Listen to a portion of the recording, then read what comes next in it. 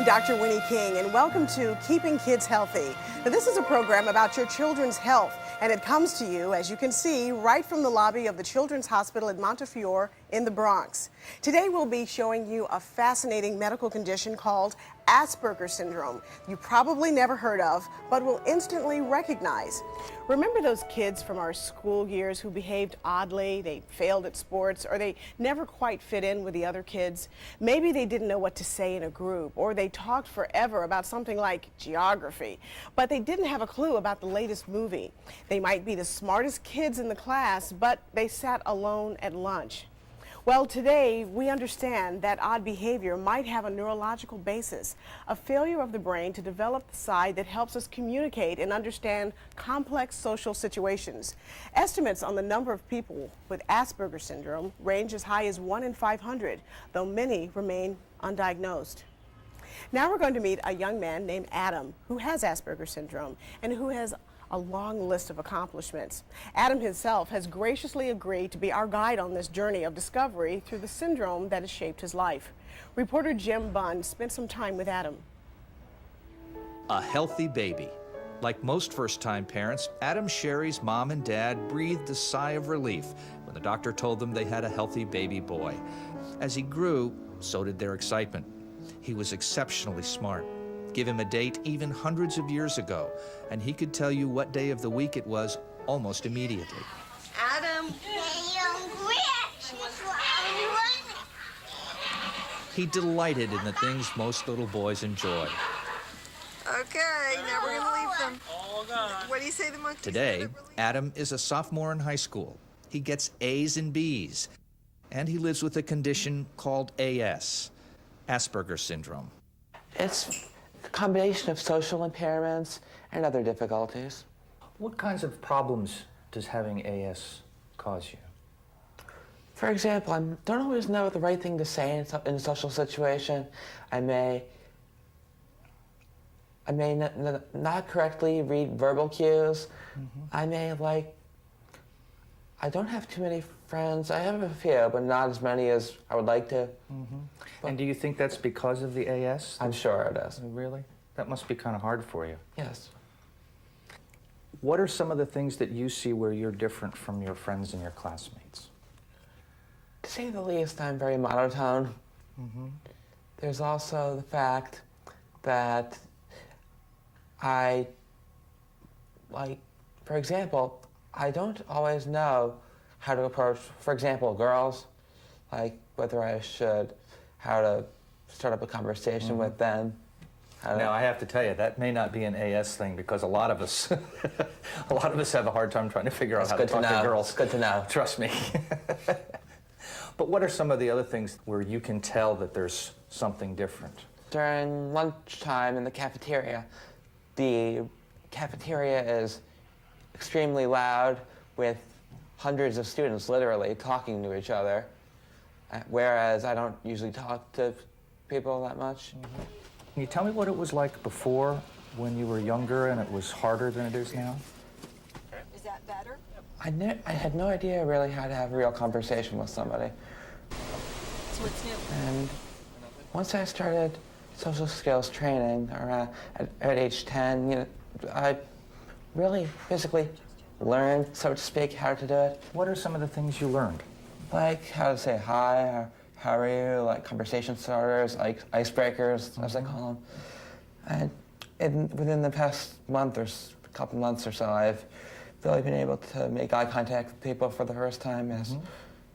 You're making very good eye contact right thank now. you. How did you learn to get past that? Because you certainly seem to be able to do it now. Yeah. Thank you.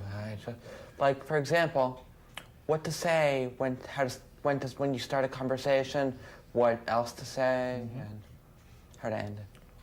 Would you like to? I got an idea. Would you like to end this one? No. Just kidding. This is kind of fun. Okay. Whatever you want. All right, good deal. Thanks, Jim and Adam. That was a fascinating introduction to a condition that I think most people have absolutely no idea actually exists.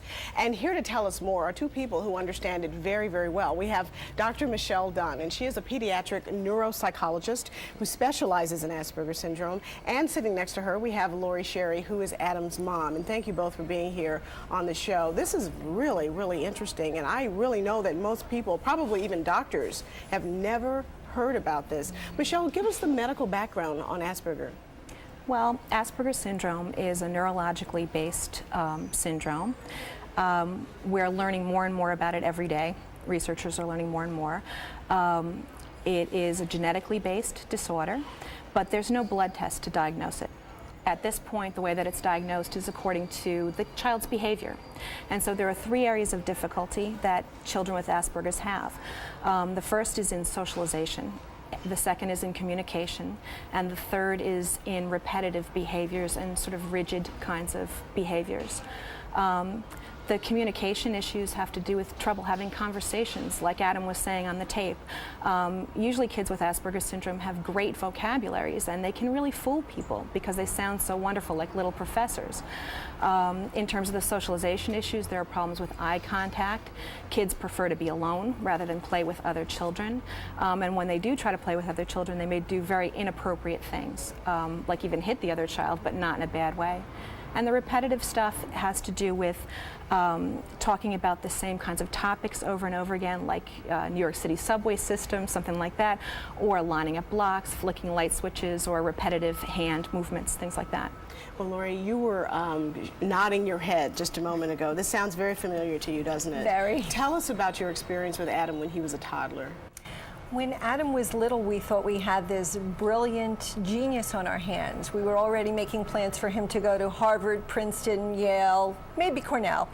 He was going to discover a cure for cancer because he knew his letters and shapes and numbers and colors by a year old. He was reading the Wall Street Journal and the New York Times at age 2. You thought you had a genius. We absolutely thought we had a genius. We never thought that there was anything that could be wrong with someone who was so smart. And it wasn't until he was in nursery school and his nursery school teacher said, "I think something's not right. He's not interacting with the other children," that we called in a professional to observe him in school to prove her wrong, because we thought she was crazy. And you know what? She wasn't. She was right. Well, down the road, you've come a long way, both you and Adam, with this, getting the diagnosis, getting treatment for him. But you're involved now in educating parents about Asperger. And there's some things that you know now, looking back, that Adam showed you that you didn't pick up at the time. Tell us about that. He was a floppy baby. He would flap his hands. He would do this if he was excited or nervous.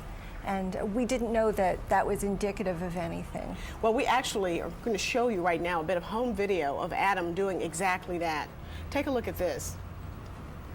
Now here he is, he's at the zoo, and it looks like he's having a wonderful time, and there he goes with that flapping of the hands. It's, you know, it's that same thing, you know, of just moving the hands back and forth. Now, when he was doing that, did that strike you as being unusual? No, we thought maybe, well, with brilliance goes maybe some clumsiness. Sure. So that was okay. Yeah. Now, besides the flapping of the hands, are there some other things that you tell parents to look out for? If your child has an advanced vocabulary, although we all love that as parents, that could be indicative that something else is going on. Early reading, which is called hyperlexia, again, can be an indicator. A fascination with roots and maps and globes is not uncommon with children with Asperger syndrome. And also the inflection in their voice, if it's kind of sing-songy or monotonous. With Adam, he had this very odd kind of uplift at the end of a sentence. Wow. Well, these are so easy to miss, and we actually have an example of this too that we're going to show you right now. Adam. Adam. So it was that kind of zip right at the end of it. At the end. And you know, that's kind of cute. You know, when you hear it, it doesn't strike you necessarily as being something, you know, to be overly concerned about. But now retrospectively, that is all part of the syndrome to look out for. Well, one of the things that Adam talked about on the tape that we saw earlier was the social skills training that he's going through. Tell us about that.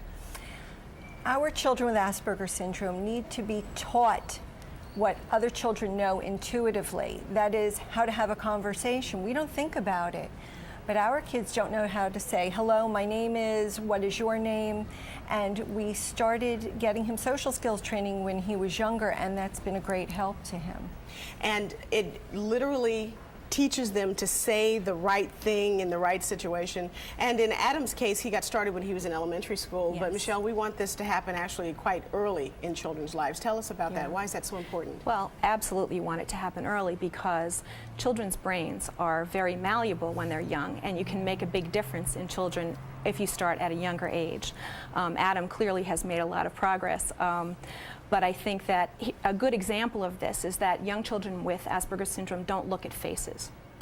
And when we look at the research that's coming out now, there is evidence that the areas of the brain that are responsible for face processing are performing that job in a different way, in an abnormal way. If children had that experience earlier on, if we made sure that they were looking at faces and getting all the information that you can get from a face at an early age, then perhaps we would change that outcome. Now, you mentioned earlier that this is a genetic-based disease. Yes. Does that mean that it's being passed from parent to child, and that child grows up and then has children that could have it? Not necessarily.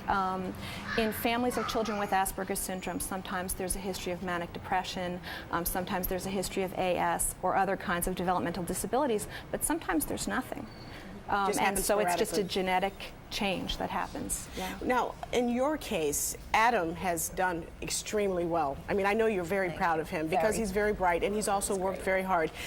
We want to give you a chance to let us hear about some of the accomplishments that Adam has made in his life. Adam's an honors student. He also learned how to ski when he was 9 years old.